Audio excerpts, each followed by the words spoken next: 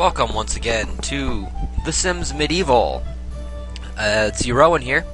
As you can see, I have finished King Eurowan's outfit.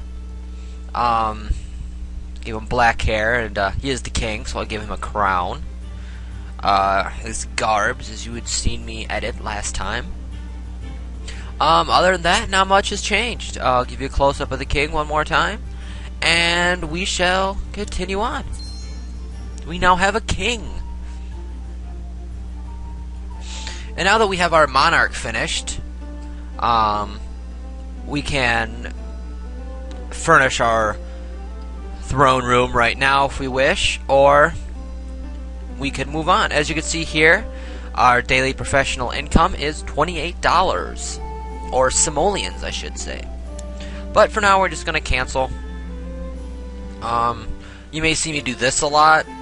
That is because I'm used to using the mouse for scrolling, but because I'm not able to do full screen, mouse scrolling is going to be disabled.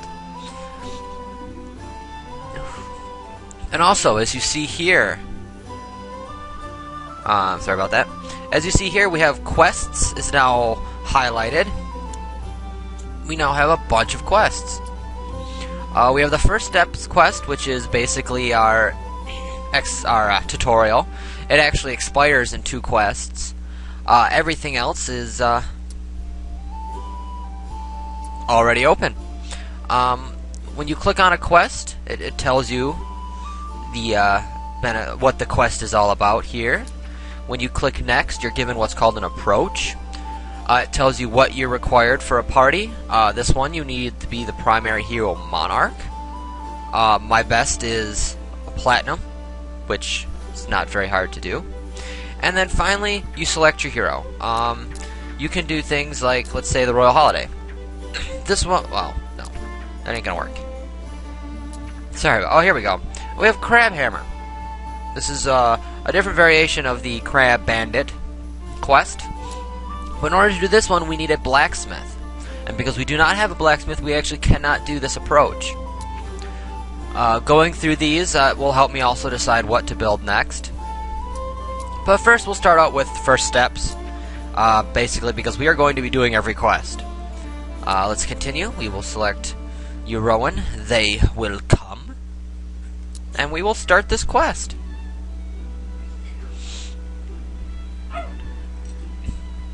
And here we go, loading. Up here in the top right corner is our little pop-up notifications.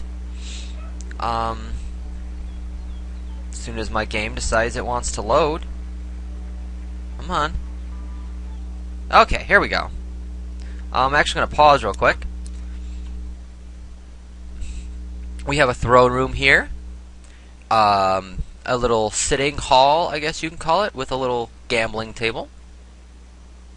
And to the right, we have what I consider the meeting hall. We have our writing table for when we write new laws and such. And we have a tactical map, which allows us to see the other countries and to practice our war tactics. Upstairs, we have our bedroom, which is nicely furnished. We have our bathroom over here. And on the right side, we have our small little kitchen area. You can click on an area. For instance, let's say, I always do this for my bedroom.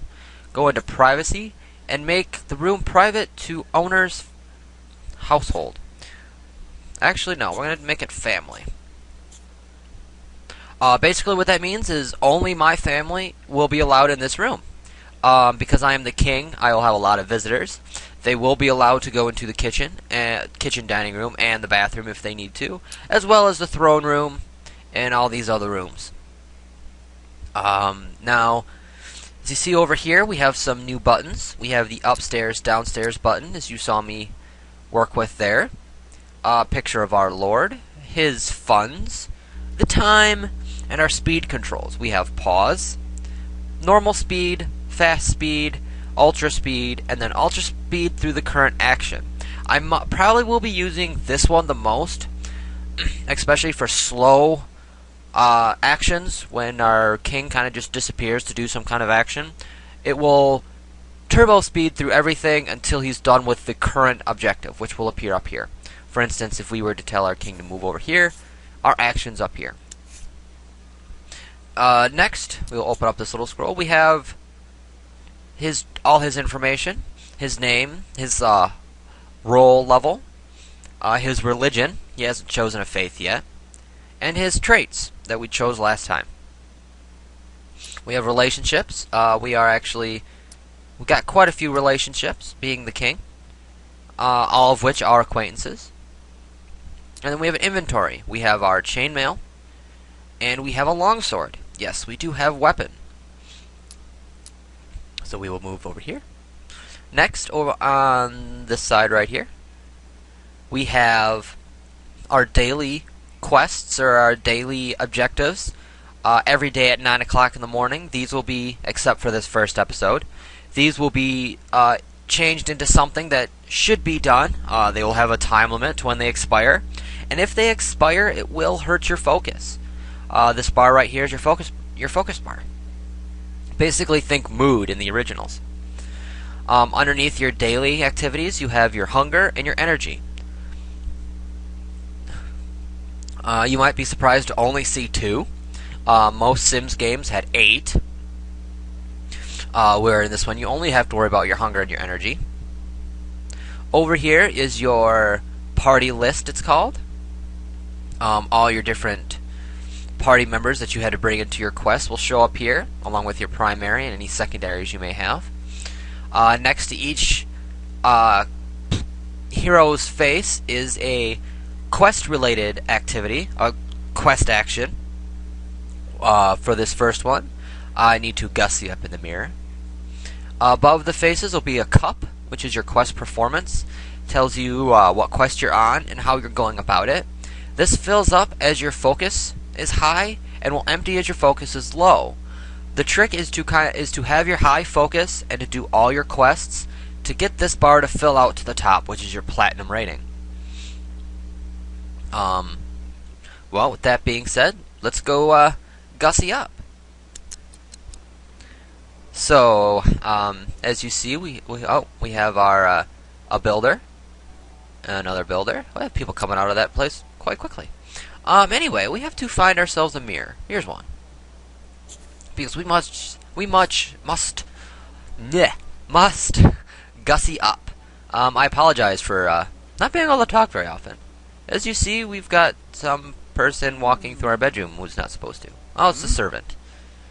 The servant's allowed to do that. Like I said, some of these quest activities will be quite easy. Some of them will actually require more work than that. Down here now, in this little center panel, shows us all our bonuses. For instance, I'm going to pause. We got experience for that, actually. We get experience fulfilling quests.